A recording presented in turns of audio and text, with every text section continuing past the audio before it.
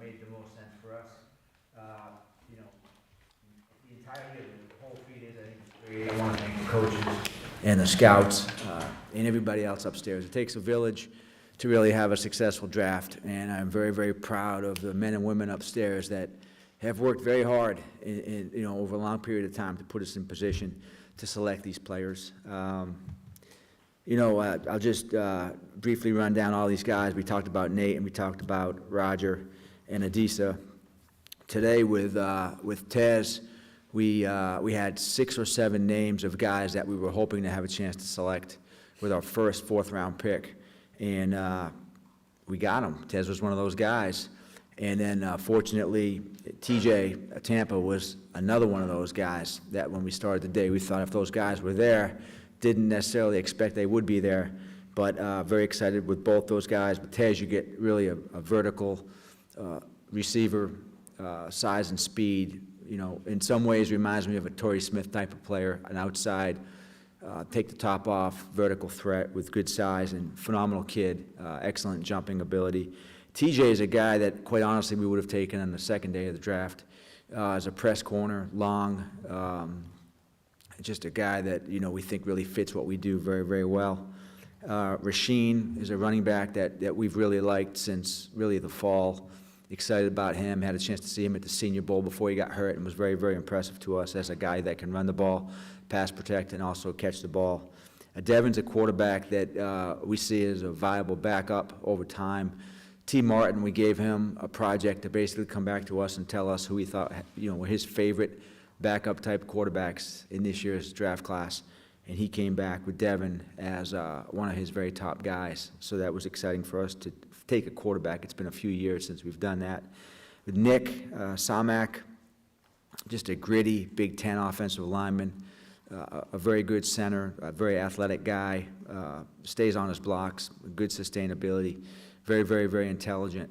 And we think, you know, a guy that can back up Tyler and also hopefully work in as a guard and develop and be a swing guy for us. And then finally, Sanusi, non-combine guy. Typically, we don't draft a lot of non-combine players. But with Sanusi, it kind of harkens back to Haruki Nakamura, who we drafted, who was a non-combine guy back in the day. Sanusi's a guy that does a lot of things well. Tough player. I think he's got good ball skills. Should play on special teams.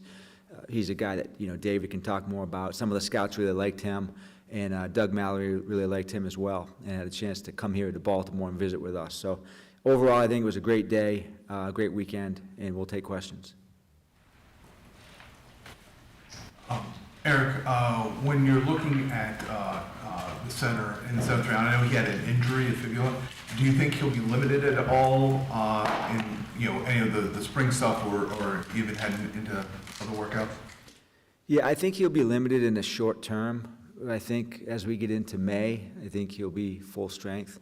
I mean, I asked him on the phone, how is he doing? And he said, I'm fine, I'm healthy. We'll probably break him in slowly. But you know, offensive lineman, tough guy mentality, we expect him out there pretty quickly. Eric, were you disappointed at all that the board kind of maybe didn't break your way to get a guy to come in and compete for one of the open jobs at guard? You know, I mean, we kind of assessed the board, and, you know, in the 4th round, there was probably a couple opportunities to maybe get somebody. Quite honestly, you know, looking at Tez and looking at TJ, you know, we kind of knew when we had a chance to select those guys that we might miss out on a, you know, maybe one of the better guards available on the 3rd day. That being the case, you know, we drafted a couple guards last year that we feel really good about, and we saw Ben Cleveland. We saw his growth last year as a player. We were excited about Andrew, who's coming off the injury. So, you know, I think we have some viable guys to compete. And like I said, I think Nick Samak has a chance to work in there as well. And we've got some other veteran guys that we think have a chance as well. So I'm excited about the group overall. And, you know, I don't have any, honestly, I don't feel too bad about it just because of the type of guys we got in the 4th and 5th round. Eric, with TJ, I mean, a lot of people had him projected 2nd round. And I was trying to look up things like why would he fall? Why do you think he, you know, fell so suddenly? Because it seemed like many people were thinking he was going to be drafted much earlier. Yeah, I can't speak to other teams. We really liked him, and, honestly, we've doubled up on positions before, probably 4 or 5 times, and it's worked out well for us. And, honestly, we would have taken him a lot higher had we not taken Nate, I would have to say. So, he didn't necessarily have a great 40 time. He had the Big 12 pro day, and he did not run at the combine. So, that might have hurt him a little bit. But, for us, like, you're looking at him, we see the length, we see the size, we see the leaping ability, his ability to play the football. He's a tough guy. He tackles well. We're excited. We think he's going to have a chip on his shoulder and play well. Eric, do you kind of view Rasheen Ali a little bit as like this year's Keaton Mitchell in the sense that, he can maybe come in, contribute right away, a guy who operates in space, has, a lot of speed kind of out of the gate? Yeah, I think that's right. He's an explosive guy. I think he runs hard. He finishes his runs. He catches the ball well. He can run routes. He's a good pass protector. And like I said, at the Senior Bowl, he was a guy that I noticed very quickly. And he got hurt, but during the week of practice, he was very, very explosive. And I think we all took note. And we had him visit, a few weeks ago. He's an interesting kid. He's got a great background, other than the fact that he's from Cleveland, of course. But he's a great background, and I think he's going to be a good player for us. John, I know at owners' meetings you said that Josh Johnson would be the backup quarterback. Drafting Devin Leary, does that change anything? Will he be competing for that spot? Josh will be the backup quarterback, and I think Devin will develop. He'll probably be the third quarterback this year, some way or fashion, and grow into the job as we go. Question for David or Eric. I mean, Ali and Leary, guys who have talents, but then Ali seemed to fall because of the fumbles, 11 fumbles in his college career the last 2 years, and then Leary with, I think, 12 interceptions last year. What are the skills that stand out to you that you guys think that you can make these players less turnover prone and kind of harness the pure abilities? Yeah, I talked about the skills with Rasheen. He's an explosive player. I think one of the reasons that Rasheen, if you say he fell, he fell was he hurt his bicep. So that's probably one of the reasons. But when we evaluate running backs, we're looking for specific things. And, certainly ball security is one of those things. But this is an explosive guy, very shifty, good vision. He runs hard, all those different things. As far as Devin goes, I think T. Martin does an excellent job evaluating, and he thinks he's a natural thrower. He thinks he's an accurate passer. He loves the kid. He thinks he's got the right mentality to come in and compete and improve. And so, for me, it's similar to how I feel about kickers. Who better to evaluate quarterbacks than a quarterback coach who played in the league? Who better to evaluate kickers than a kicking coach? And so I think T did a phenomenal job, and he's very, very excited about Devin, and so are we. David, when you look at Devontae, just kind of what stands out to you about his game and how he translates to the NFL level? Just his vertical explosiveness, ability to get behind coverage, take the top off the defense, make big plays. He is a threat, and he also does it at his size. He's not a small guy, and he doesn't play small downfield. He can put pressure on the defense, and he's able to make some contested catches downfield, and I think that bodes well for our offense and our quarterback. He didn't really have the week that he wanted at Mobile during the Senior Bowl, but Pro Day was great, Combine was great. The thing I really like most about him is just he's encountered some athletic adversity in his life, and he's overcome, and he's a really mentally tough kid as well as physically tough, and he works at his craft, and he's a great teammate. So outside those physical traits that he has, he's got a lot of intangibles as well. Eric, I know there's some drafts where you'll be like, certain picks that you're hoping and they're not there. Do you feel like this year it seemed like value, where you're getting, do you feel overall with this draft class that you got pretty exceptional value overall?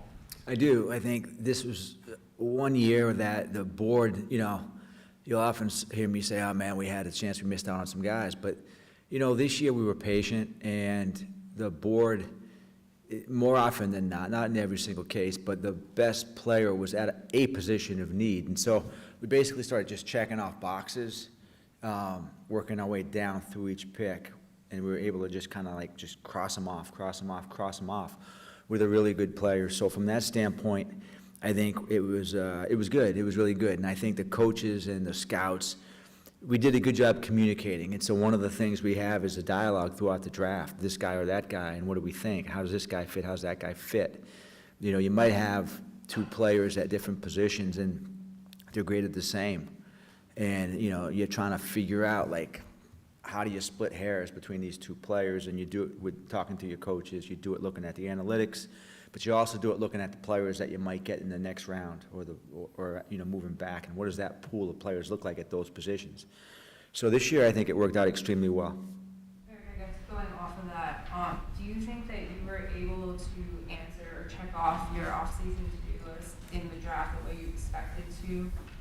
All the things that you thought could be answered here, do you feel like you were able to answer them?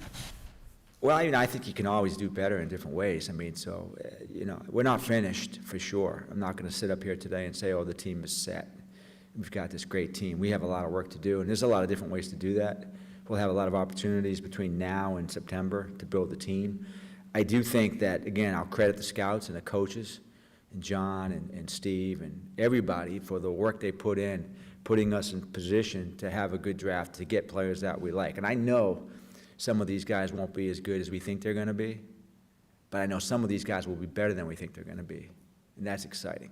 And that's just the nature of the draft. I apologize, Eric. That's okay. John, how do you see number 3 safety role as far as who do you kind of consider internal options? I know Darius Washington has played a lot of nickel, and I know you drafted Kane, but do you see that as a potential area where you may need a few more bodies? Possibly. I know Eric's not going to rest. I mean, I think Eric is pretty much proven that he's going to be looking for guys, you know, 24/7, all 365 days a year. So, but those two guys are good options. I thought, you know, our Darius is really a good player, and just a matter of him staying healthy and getting some time on task, and he can play safety or nickel, can go outside and get you out. Very diverse player. I'm a big Ardarius fan. I think he's going to have a great year. And then Sanusi is a guy we were talking about right at the end. It's so much love between the scouts and the coaches. In some ways, you know, he's kind of similar to that guy from Iowa whose name will not be mentioned since he's playing in the division here. But we appreciate Gino and all he did for us. But kind of a similar kind of a pick, a real heady player, really productive player. So he's going to have every opportunity there. Then whoever else, you know, Eric finds for us, we'll coach him up. So we'll see what happens. And we may have an opportunity, just to add to that, we may have an opportunity in the next couple of hours to get some pretty good free agents at that position, because players, talented players, will see that we're not as deep at that position as we are at some other positions. Eric, since we're not going to be able to talk to you next week, unless we are, Odafe Owe, are you? What's your thoughts on picking up this 5th-year option? Yeah, if we talk next week, I'll let you know, James. In case we don't, could you let me know now? We'll have an announcement probably in the next few days, I would think. Have you made it, the decision, the determination yet, or? You know what? I learned from Ozzy never to make a decision until you have to, and that has served me well. And I think it's smart usually to act that way. John, this receiver group, and obviously guys draft Tez, but it's going to look very similar to last year without OBJ, though. From the guys running it back with Zay, Rashad, Nelson, what are you kind of looking for in terms of internal improvement for those guys to make that position even more dynamic? Yeah, I'm excited about the wide receiver position. I'm looking forward to seeing this offense come together. And we've been working the personnel side of it. We've been working the scheme side of it. We've been working with the individual players developmentally. You put all those things together, and you get out there and you start practicing, and you get ready to play games. This is a very talented group, you know. And anybody that wants to challenge that, bring it on. You know, you got to line up and play against us, and we'll see if we don't have playmakers out there running around making plays. I'm personally very excited about this group. You know, obviously Tez is a great addition, and the guys that are already there are going to really have good seasons. So we're ready to go. David, what do you like about TJ Tampa's skill set, and what sort of stands out about him? His athleticism at his size. He's long. He can flip his hips. He can change direction as well. Former wideout. So I think there is some built-in upside to him as a player. he just kind of plays the game smoothly. He doesn't look too stressed. He tackles well. He's a guy that's going to compete. He'll run down on kicks and be a special teams guy for us. Good makeup, good mentality, smart football player. They speak highly of him at the school. So again, anytime you have a size corner, you're always intrigued. But I think he's got the necessary movement skills at that size, along with his length, to give us something as a coverage player, and then also be able to support the run. David, there's many times where Eric's making trades. This year, he didn't make a trade. Do you think it bothered him at all? Do you think he was close to making some trades? What do you think? No, I don't think it really bothered him that much, as long as we got the player he wanted. I think it might have bothered Steve more than it bothered him. But I think we were pretty content. You know, the phone was ringing pretty regularly at some parts of the draft, particularly on day 2. So I think he's all right. I think he's happy. I mean, just to follow up on that, there were lots of opportunities to make trades. And probably because of the quality of the players that were there, but the players were more valuable than the trade. And that's why we're so happy with the draft. We're going to do 2 more, and I know Jonas had one since I said that. Eric, obviously you guys made 9 picks this year's draft. I think you're projected to have 11 in next year's draft. Is that a comfortable number that you're comfortable with? I mean, is there, you know, kind of a long-term plan for just the sheer number of volume of guys that you want to bring in? Well, you know, we as I said before, we lost some players. We lost some good players this year, and it's now time to build back up again. And so, you know, I like having, my math isn't great, but I guess that's 20 picks, right, in the next couple of years, this year and next year. If it's a good draft next year, we'll probably have more than 11 picks, you know, and I won't know that until we start really getting into the meat of the draft and looking at players. But, you know, we need good young talent. And we got to develop these guys, and they got to play for us, and that's the reality that we find ourselves in. And so the draft is, you know, we say it, but it's critically important for a team that wants to stay relevant and have good players and have a good team and win games. You got to have good young talent. So that's the mission. We'll get started up in a few weeks looking at spring scouting. Our scouts will be in, and they'll start looking at players, and we'll start the whole process over again. John, you said that you weren't willing to share which position group was your assignment this season. Before the draft, you willing to share what you were assigned? Position group assignments, I was given the corners. Yeah, I had the edge guys on defense. I had the Offensive line. I had the offensive line, all the offensive line positions. I had the wide receivers, and I had the running backs. So those are my jobs. Did I do okay, Eric? I think he did well. I mean, I wanted him to do more, but he was always taking trips and things. Yeah, right. Leaving at 4 o'clock. I mean, he just, you know, the season ended, he's like, I'm out of here, you know? And so it was a little frustrating on my end, but, you know, we found a way to make it work. You were cleaning up on day 1 and day 2. I had a good, He had a good draft, obviously. The work speaks for itself.